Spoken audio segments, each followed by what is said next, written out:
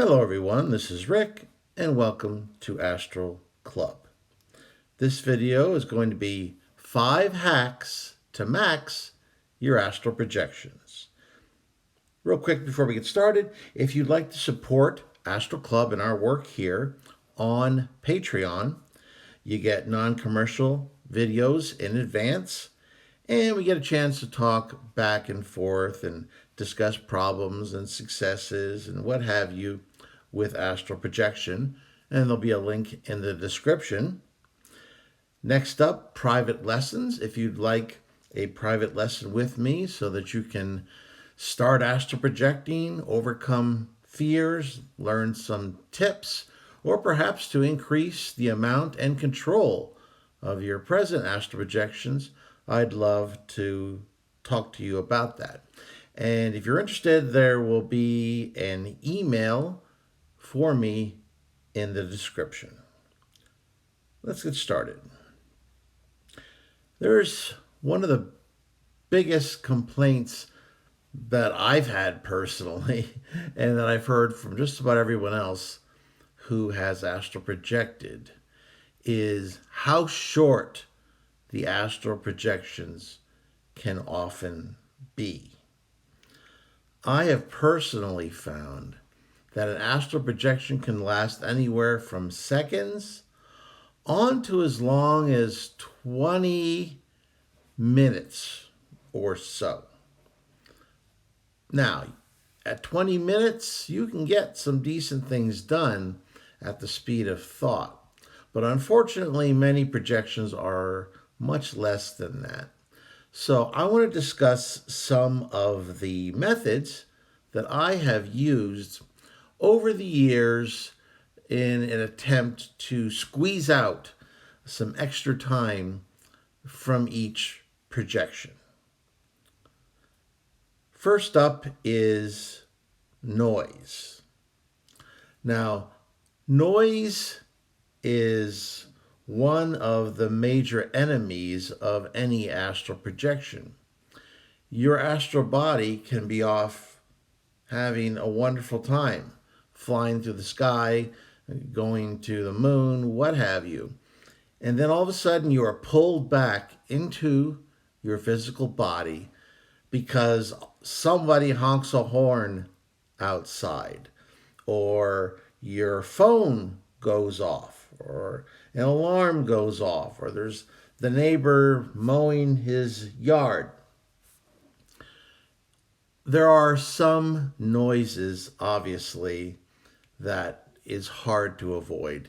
If you live in a neighborhood, which I'm sure many of us do, there's going to be certain noises that are beyond your control. Now, if you're astral projecting at night, chances are you won't have some maniac cutting his grass, for instance.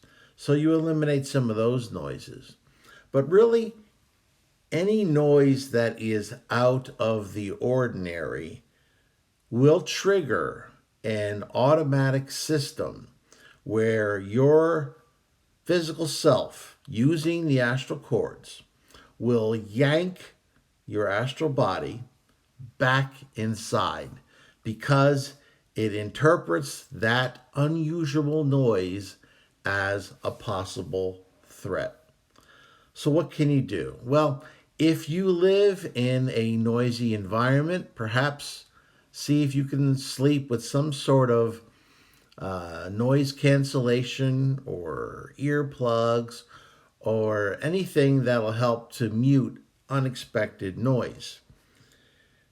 If that's not possible, then perhaps try to find times where the chances of outside noises are minimal.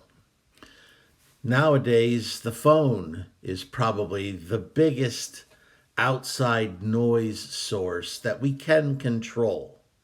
You can't control a police siren that wakes you up unexpectedly, but you can control your phone. Make sure you mute that thing. Most phones nowadays not only will allow you to mute them, but it will allow you to set up a few important numbers. So if, say, some family members need to call you in the middle of the night for whatever reason, it'll still work. But anything else will be screened out. Or, any annoying text that you may have signed up for. There's nothing more annoying than some financial text that comes through at 2 in the morning. So at least you can mute that phone and eliminate that major source of noise that we pretty much all of us have now right alongside our bed. Next up, we've talked before, but getting as far away from your physical body as fast as possible. I always like to reinforce this activity because I've noticed now, in talking with many people during my private lessons, there are a variety of methods out there by other providers, which I'm sure are perfectly interesting. But whenever they tell you to look at a mirror or do some sort of exercise while your astral body is still near your physical body, you're setting yourself up for failure. I don't care what any other program says. You have to get as far away from your body as quickly as you can, or you're going to get pulled right back in again. So that is extremely important. Getting away as far away as you can, as quickly as possible. And that means outside your home, going anywhere else rather than hanging around near your physical body. The touch base method is the third technique that I have used over the years quite a bit. Sometimes it's just not possible to have the length of astral projection you really want, and you end up getting pulled back into your body. Many people think, oh, well, that's over now. I lost an opportunity, or I didn't get to do what I wanted to do. But what many people don't realize is that much of the time, when you are pulled back to your body, you are still in a situation, a vibrational state, whether you can feel it or not, where you can leave your body again and have multiple astral projections. And that's why I call it the touch base method, which is after American baseball. There's a process whereby the player who is on base takes a lead, and then he has to touch the base back again before he can take a lead again. That's essentially what's happening here. You're getting pulled back to your body for whatever reason. It could be just simply that it just thought you were out long enough. But once you're back, you can do the same thing. Leave again. I have had numerous situations where I've projected as many as 5 or 6 times. I just get pulled back to my body, get out again, get pulled back to my body eventually, roll out or whatever again. So please try that the next time you find yourself getting pulled back. Don't just give up and say, oh, well, that chance is over. Hopefully I can get another chance soon. Get out of your body again and get as far away you can and have another experience. Number 4 is future travel. And that is something that I've talked about. I experimented with it because I eventually found out by accident that the further you travel into time, the longer you have to actually experience an astral projection. I remember the first time I did it, that I realized something had happened. I traveled at least 100 years or so into the future. And I was able to have an experience, and it lasted what I thought was a pretty long time, a lot longer than usual. And for a little while, I got a little worried because I actually was there for a couple of hours, and I knew something was unusual, but I wasn't getting the typical return signal. So I just decided to take advantage of it. And when I finally got pulled back, I found that only 15 or 20 minutes had transpired here in the physical, in the here and now. So that's when I started using future travel. And real briefly, there's a lot involved with this, but typically the way to travel in time is to project yourself as you're flying, going faster and faster, counting the days, then the weeks, then the months, and then eventually the years. And at some point, you should feel yourself almost slip into a channel and go up the line. And when you feel that, you'll see things change very rapidly, and then you'll probably lose consciousness. And when you awaken, you'll be in that future time. And the further you go into the future, the longer you can spend there while only minutes are passing here in the present. And that's how I've been able to have some of these extremely amazing experiences because I've had the time. When you're projecting in the future, you've got, in some cases, not only hours, but days, weeks, and in a number of cases, months and years in extremely long trips. So that is one way that you can kind of cheat the process. Number 5, holding on tight. When you're astral projecting, there will be a number of different things that will occur as you're outside of your body. You may feel that return signal before you start getting pulled back. Or you may just find an instant of unconsciousness and find yourself back in your body.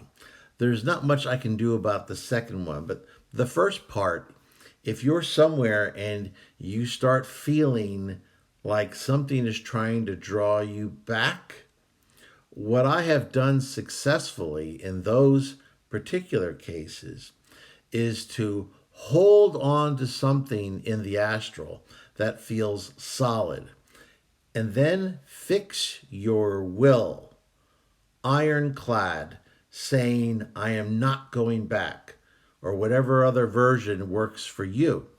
And hold on as tight as you can while concentrating that your complete will, I mean will with all caps, hold on to that item and repeat over and over again, I am not going back. I'm not going back.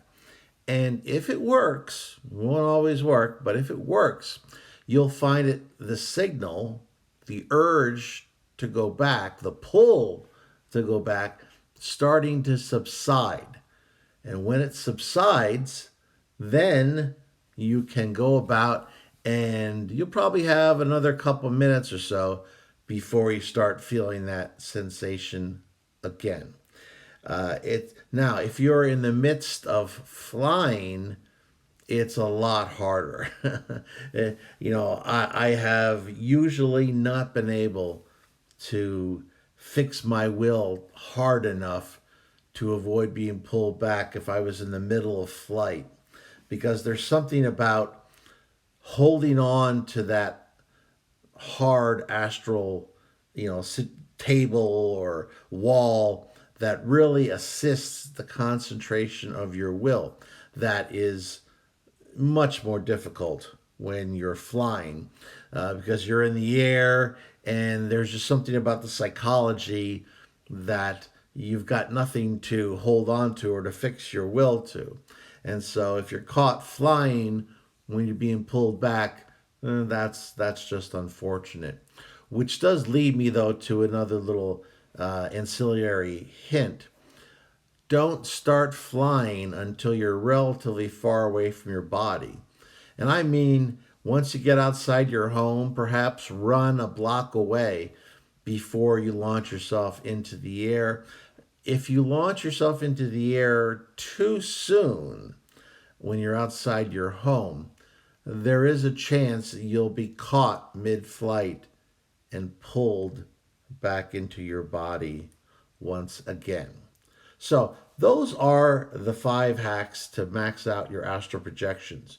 So, find yourself in an environment where you can do your best to control outside jarring noises. Now, if you live in a city environment and you're used to a certain amount of background noise, that might not be a problem for you because your system has become so used to this background noise that it may not consider it a threat. However, somebody who lives in a quieter area and then all of a sudden a firecracker goes off or a police siren goes off, it's going to be hard to avoid it. So perhaps use some noise cancellation if you can sleep with that, and definitely mute your phone. Get as far away from your body as fast as you can. Don't forget to touch base. When you get pulled back to your body, get out again. And if you get pulled back, get out again. Repeat that process until you can't any longer. Don't forget trying future travel because that's a great way to extend your projection. And lastly, once again, holding on tight to help fix your will when you feel that return signal coming. Okay, this is a little bit of a short one, but if you liked it and it helped you in any way, shape, or form, why don't you hit the like button, share it with those of like minds, subscribe if you haven't already. If you've got any tips yourself or any questions or comments about anything I've talked about, please leave them in the comments section. We may be able to discover some other ways to extend astral projections, or I'll answer whatever questions you might have. And as always, this is Rick, and I will see you on the astral plane.